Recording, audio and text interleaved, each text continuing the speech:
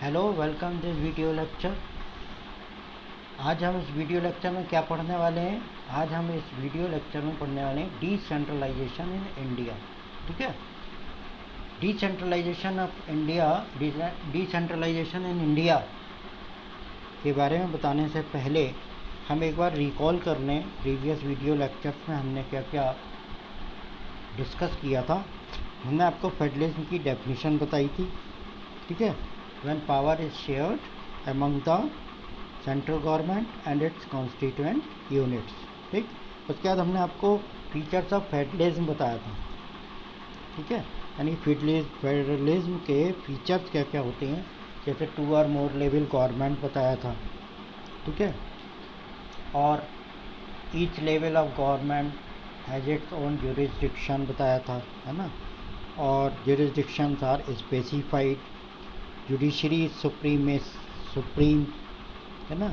Sources of revenue are also specified और dual objectives. ठीक, इसके अलावा हमने आपको बताया था कि what's make India a federal country and how does federalism practised in India. ठीक, ये दो जो टॉपिक्स हैं इनमें स्टूडेंट जो है वो जनरली कंफ्यूज होते हैं। ठीक है, तो देखो इसमें जो है, जो हमने आपको बताया कि व्हाट मेक्स इंडिया फेडरलिस्ट, है ना, इंडिया को फेडरलिस्ट कैसे मतलब होता है, एक ये हो गया। And how federalism is practised in India. ठीक, इसके अलावा हमने आपको काइंड्स ऑफ फेडरेशन बताए थे, coming together, holding together. Coming together में जो है सेंट्रल गवर्नमेंट और स्टेट गवर्नमेंट जो इंडिपेंडेंट होती है, स्ट्रॉन्ग होती है। होल्डिंग टुगेदर, और होल्डिंग टुगेदर में क्या होता है, सेंट्रल गवर्नमेंट जो है वो पावर ज़्यादा होती है, स्टेट्स को पावर जो है वो कम होती है। या आप कह सकते हो कि state government works subordinating the central government. ठीक है, अंडरस्टैंड। ठीक, और इसके अलावा मैंने आपको बताया था कि इंडिया को कैसे फेडरलिस्ट या बनाया जाता है, या इंडिया को क्या फेडरल कंट्री बनाता है, या आप कैसे कह सकते हैं इंडिया फेडरल कंट्री है। तो देखो फेडरल कंट्री का, फेडरलिज्म का एक बेसिक है कि power sharing, mean powers must be shared. ठीक है, पॉइंट समझ में आ गया ना। और इसमें मैंने आपको लिस्ट बताई थी, यानी powers are shared among the states and central government. ठीक, जैसे यूनियन लिस्ट बताया था मैंने आपको, और बताया था आपको यूनियन लिस्ट के बाद बताया था स्टेट लिस्ट, फिर कॉन्करेंट लिस्ट, फिर रेजिडरी लिस्ट, है ना। तो इस तरह से पावर जो है वो इनके बीच में शेयर्स होती है। ठीक, या शेयर होती है। ठीक है, फिर मैंने बताया था how is federalism practised, federalism को कैसे इम्प्लीमेंट किया जाता है आपके कंट्री में, है ना। तो उसमें क्या बताया था मैंने, लिंग्विस्टिक स्टेट्स बताए थे, यानी कि states were recreated after 1947 on the basis of language and culture। ठीक है, फिर बताया था लैंग्वेज पॉलिसी कैसे कैसे इम्प्लीमेंट की गई, क्या लैंग्वेज पॉलिसी को अडॉप्ट किया गया, कैसे उसे इम्प्लीमेंट किया गया, और उस लैंग्वेज पॉलिसी को यानी कि किस तरह की लैंग्वेज पॉलिसी बनाई गई ताकि जो स्टेट्स के बीच में किसी भी तरह का कोई डिस्प्यूट एराइज ना हो, है ना। सेंट्रल स्टेट रिलेशंस मैंने बताए थे आपको। ठीक, 1990 के बाद कोलिशन गवर्नमेंट का एक ट्रेंड जो है वो हो गया था। कोलिशन गवर्नमेंट भी बताया था क्या होता है, क्या बताया था कि coalition government is that when a single party does not get the majority in parliament, he gets support from the other political parties। ठीक है, यानी कि जब किसी एक पॉलिटिकल पार्टी को पार्लियामेंट में मेजॉरिटी ना मिले तब वो दूसरी पॉलिटिकल पार्टी से सपोर्ट लेती है ताकि मेजॉरिटी मिल जाए। ठीक है, तो इस तरह से मैंने आपको बतलाया था। ठीक है, क्लियर। तो कोलिशन गवर्नमेंट। अब हम आते हैं decentralisation in India. Decentralisation means कहने का मतलब हुआ when the powers are taken away from centre and state government and given to local government, it is called decentralisation. यानी कि जब पावर्स सेंटर और स्टेट गवर्नमेंट से लेकर लोकल गवर्नमेंट को दे दी जाएं तो इसको हम कहते हैं डिसेंट्रलाइजेशन। ठीक है, 1992 में कॉन्स्टिट्यूशन के अमेंडमेंट नंबर 73 और 74 के अंतर्गत या के द्वारा जो है कॉन्स्टिट्यूशन में चेंज किया गया, और चेंज करने के बाद लोकल गवर्नमेंट को पावरफुल बनाया गया। अब पावरफुल लोकल गवर्नमेंट कैसे बनेगी? पावर देकर, ऐसे पावर मिले तब वो जो है लोकल गवर्नमेंट पावरफुल हो जाएगी, है ना। तो इसमें क्वेश्चन भी बनता है, what do you understand by decentralisation in India and which steps were taken in 1992 toward decentralisation. ठीक है, तो आपको ये क्वेश्चन बनेगा।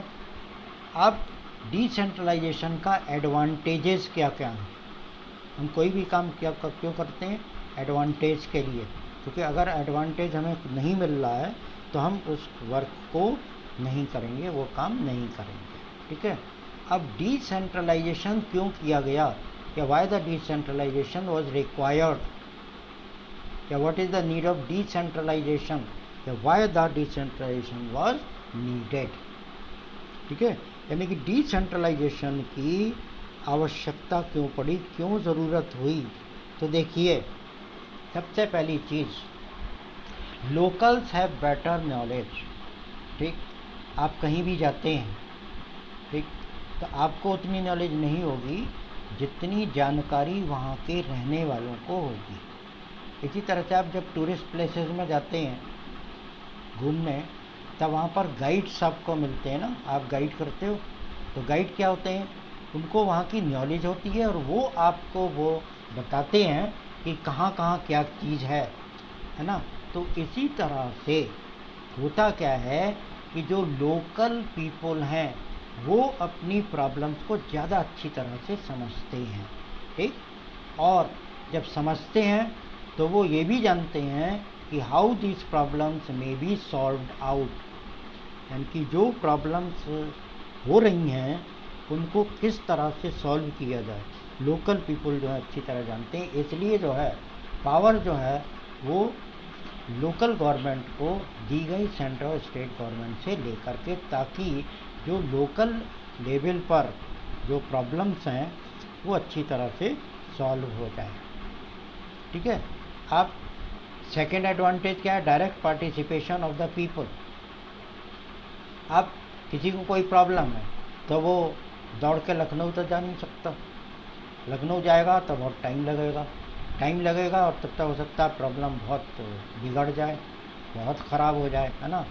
तो इसलिए वो क्या होता है कि जब लोकल गवर्नमेंट होती है तो लोग अपनी परेशानी या प्रॉब्लम को लेकर सीधे जो है सरकार के पास चले जाते हैं, जो कि लोकल लेवल की गवर्नमेंट होती है। ठीक है, अब लोकल लेवल की गवर्नमेंट कौन कौन सी होती हैं ये हम इसके नेक्स्ट वीडियो में इसको पढ़ेंगे। ठीक है, डिटेल में पढ़ेंगे कि रूरल एरिया में लोकल गवर्नमेंट कौन सी होती है, अर्बन एरिया में लोकल गवर्नमेंट कौन सी होती है। ठीक है, यहाँ पर आप इतना समझ लीजिए कि जो पीपल हैं या जो लोग हैं वो डायरेक्ट पार्टिसिपेट करते हैं, या लोग सीधे सीधे अपनी समस्याओं को लेकर के जाते हैं, उनकी समस्याएं दूर होती हैं। ठीक है, जैसे मान लो किसी एरिया में पानी की प्रॉब्लम है, ठीक, तो वो क्या होगा, सीधे जाएंगे और जो उनकी लोकल गवर्नमेंट है वो उसको सुनेगी और उसको उनकी प्रॉब्लम को जो है वो सॉल्व करेगी। ठीक है, फाउंडेशन ऑफ डेमोक्रेसी। फाउंडेशन माने बेस। ठीक है, डेमोक्रेसी का बेस होता है लोकल गवर्नमेंट। ठीक है, जैसे आप कोई मकान बनाते हो तो मकान में नींव पड़ती है ना, तभी तो मकान खड़ा होता है। और अगर बगैर नींव के आप मकान हाउस बनाओगे या हाउस कंस्ट्रक्ट करोगे तो वो हाउस जो है वो स्ट्रांग नहीं होगा, वो कभी भी गिर सकता है ना। तो इसी तरह से डेमोक्रेसी के स्ट्रांग होने का सबसे बड़ा जो रीज़न है वो क्या है, उसकी फाउंडेशन या लोकल गवर्नमेंट स्ट्रांग होनी चाहिए। This is it must be, ठीक है। और फोर्थ क्या है, reduction of the burden of the central government and state government. अब मान लीजिए लोकल गवर्नमेंट नहीं हो, सपोज मान लीजिए लोकल गवर्नमेंट नहीं है, तो क्या हुआ, या तो सेंट्रल गवर्नमेंट करेगी काम या आपकी स्टेट गवर्नमेंट करेगी, है ना। अब आप सोचिए कि इंडिया में जितने भी स्टेट्स हैं, अगर उनका वर्क सेंट्रल गवर्नमेंट करने लगे तो कितना बर्डन बढ़ जाएगा या कितना काम बढ़ जाएगा सेंट्रल गवर्नमेंट को, ठीक है ना। और एक स्टेट में कितने डिस्ट्रिक्ट्स होते हैं, कितने विलेजेस होते हैं, आप खुद समझ सकते हैं।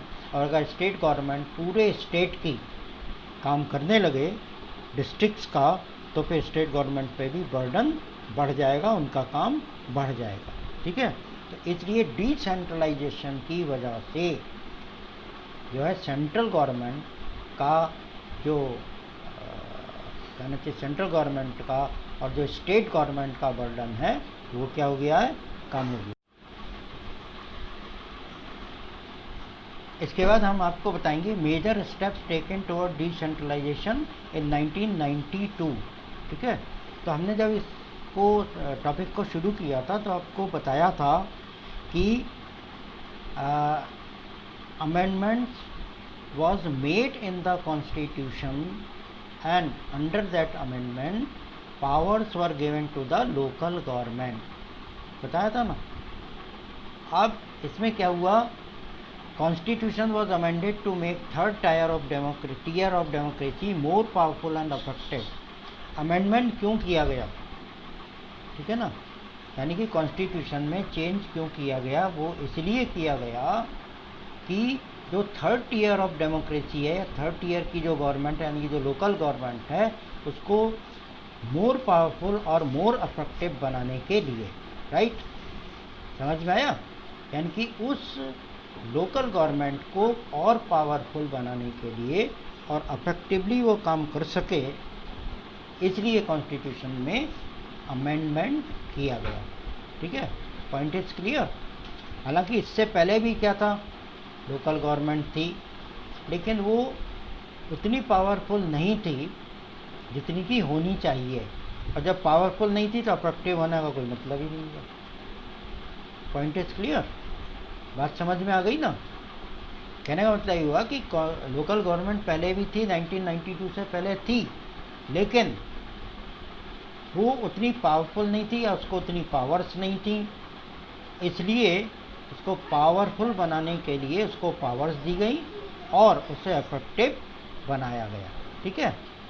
अब इसके लिए कौन कौन से steps what steps were taken to empower the local government and make effective. अब इसमें देखिए, पहला था mandatory to hold regular election. पहले क्या था, इलेक्शन रेगुलरली नहीं होते थे, हो गए उसके बाद कोई पता ही नहीं है हो रहे हैं नहीं हो रहे हैं।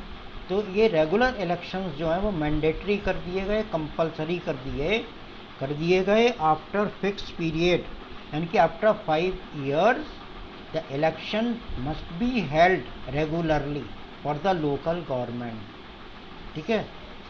सेकेंड स्टेप क्या था, seats are reserve for schedule caste, schedule tribes and other backward classes, ठीक। रिजर्व सीट्स यानी कि लोकल गवर्नमेंट में शेड्यूल कास्ट, शेड्यूल ट्राइब और ओबीसीज के लिए सीट्स रिजर्व कर दी गई, ताकि एससी, एसटी और ओबीसी के जो लोग हैं उनको इसमें रिप्रेजेंटेशन मिल जाए, ठीक है। तीसरा स्टेप क्या था, 1/3 seats are reserve for women. मान लीजिए कहीं 300 सीट्स हैं, ठीक, तो उसकी 1/3 सीट जो है वो वुमेन के लिए रिजर्व होंगी, यानी कि 100 सीट्स जो है रिजर्व होंगी वुमेन के लिए। कैसे होंगी कि उन सीट्स पर केवल वुमेन कैंडिडेट ही जो है वो जो इलेक्शन है वो लड़ सकती है। ठीक है, देखो आपने देखा होगा ना, अक्सर न्यूज़पेपर में भी देखा होगा, वैसे भी आपको पता होगा कि जो है ग्राम प्रधान जो होता है, जो सरपंच होता है, ठीक है, वो वुमेन होती हैं। कई जगह आपने देखा होगा, है ना, वुमेन जो है वो क्या है, ग्राम प्रधान या सरपंच होती हैं। ठीक है, इसी तरह से in the same way 1/3 seats are reserve for women. अब रिजर्व सीट समझ लो पहले, ठीक है ना, माइंड में आपके कंफ्यूजन या कोई क्वेश्चन एक आया होगा कि what are reserve seats. 1 mark में पूछा भी जा सकता है, what are reserve seats means reserve seats are those from where the schedule caste, schedule tribes और ओबीसी कैंडिडेट में कंटेस्ट द इलेक्शन। और इजी लैंग्वेज में समझ लीजिए, means seats are reserve for the person for whom the seats are reserve. यानी reserve seats वो होती है जिसके लिए या जिस पर्सन के लिए वो सीट रिजर्व होती है। ठीक है, इसका बेस्ट एग्जांपल मैं आपको बताऊं ताकि आपको बहुत अच्छी तरह समझ में आ जाएगा। जैसे आप ट्रेन में जाते हो, रिजर्वेशन कराते हो ना, रिजर्वेशन कराते हो, तो जब आप ट्रेन में सीट रिजर्व कराते हो तो उस सीट पर, क्योंकि वो सीट आपके लिए रिजर्व है, आपके नाम के लिए रिजर्व है, आपके नाम पर रिजर्व है, इसलिए उस सीट पर केवल आप ही बैठ सकते हैं या वही व्यक्ति बैठ सकता है जिसके नाम पे वो रिजर्व्ड है। ठीक है, तो इस तरीके से जब सीट्स जिनके लिए रिजर्व हैं, जैसे शेड्यूल कास्ट के लिए है तो शेड्यूल कास्ट इलेक्शन कंटेस्ट करेगा, शेड्यूल ट्राइब्स के लिए है तो शेड्यूल ट्राइब ही करेगा, ओबीसीज हैं तो ओबीसीज ही कंटेस्ट करेगा, और अगर वुमेन कैंडिडेट के लिए तो वुमेन जो है कैंडिडेट उस सीट के लिए इलेक्शन लड़ेगी। ठीक है, जिसको आप कहते हैं चुनाव में खड़ा होना, इस जनरल लैंग्वेज में चुनाव में खड़ा होना। ठीक है, तो यही लोग खड़े हो सकते हैं जिनके लिए सीट रिजर्व है। ठीक है, 4th स्टेप्स क्या लिया गया, एक इंडिपेंडेंट इंस्टीट्यूशन क्रिएट किया गया हर स्टेट में जिसे स्टेट इलेक्शन कमीशन कहा गया। ठीक है, ये इंडिपेंडेंट इंस्टीट्यूशन होता है, किसी के सबऑर्डिनेट में अंडर में काम नहीं करता, ये आप समझ लीजिए। जब इलेक्टोरल पॉलिटिक्स लेसन में पढ़ाऊंगा आपको तो उसमें बताऊंगा कि इलेक्शन कमीशन क्या चीज़ है। यहाँ केवल ये समझ लो कि इलेक्शन को कराने के लिए एक इंडिपेंडेंट इंस्टीट्यूशन बनाया गया हर स्टेट में, जिसको स्टेट इलेक्शन कमीशन कहा गया, और इस स्टेट इलेक्शन कमीशन की ये रिस्पॉन्सिबिलिटी है, इसको रिस्पॉन्सिबिलिटी दी गई कि वह कंसर्निंग स्टेट्स में इलेक्शंस करवाए। समझ में आ गया ना, कंसर्निंग स्टेट्स में इलेक्शन उसको कराना है, ये उसकी रिस्पॉन्सिबिलिटी है। और 5th स्टेप जो लिया गया वो क्या था, स्टेट गवर्नमेंट को अपनी पावर्स शेयर करनी होगी। ठीक, और रेवेन्यू, रेवेन्यू माने source of income through taxes, वो इनकम जो टैक्सेस से में होती है उसका कुछ पार्ट लोकल बॉडीज़ या लोकल गवर्नमेंट के साथ शेयर करना होगा। ठीक है, यानी लास्ट स्टेप क्या था कि स्टेट गवर्नमेंट को अपनी पावर और जो रेवेन्यू है, जो इनकम है टैक्सेस से, वो शेयर करनी पड़ेंगी लोकल बॉडीज़ के साथ या लोकल गवर्नमेंट के साथ। ठीक है, तो इस तरह से हमने ये डिसेंट्रलाइजेशन का जो है फर्स्ट पार्ट कंप्लीट कर लिया, थ्योरेटिकल पार्ट। डिसेंट्रलाइजेशन को ही हम नेक्स्ट पार्ट, यानी कि हमने डिसेंट्रलाइजेशन टॉपिक को 2 पार्ट में डिवाइड किया है। ठीक है, तो पहला पार्ट आपने डिसेंट्रलाइजेशन का पढ़ लिया, ठीक, और नेक्स्ट डिसेंट्रलाइजेशन के पार्ट में हम आपको क्या बताएंगे कि local government at the rural and urban areas. ठीक है, और लास्ट में हम जो है वो फ्रीक्वेंटली आस्क्ड क्वेश्चंस आपसे डिस्कस करेंगे कि कौन कौन से क्वेश्चन बन सकते हैं और उनके आंसर्स आप कैसे लिखोगे, क्या लिखोगे। ठीक है, वो आंसर्स और क्वेश्चन आंसर्स हम आपके साथ शेयर करेंगे, ठीक है। And that's okay for today. Get connected with video lectures and keep on learning. Till then, bye.